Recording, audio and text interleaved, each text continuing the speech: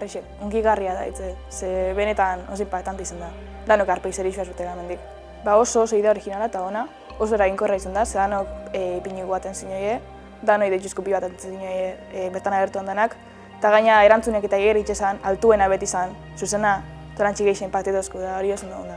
Ze benetan kontu garrantzitsu da hau, ze oinez juti hilgarrixiz eta helduleike jarretizier, eta betan konstiente izan dira horraz.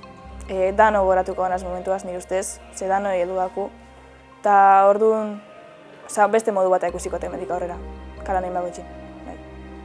Bastante ona, informazioi emozkue da kontzientzizau izkue pixkat geixa.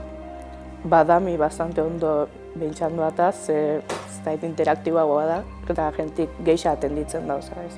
Nepe askoz geixa lagundu hau zeholan jentik konversazioin aktibo da, ez da galtzen hortik ze erantzunen biak eta hori handar dugu geixa egon bizartute konversazioin.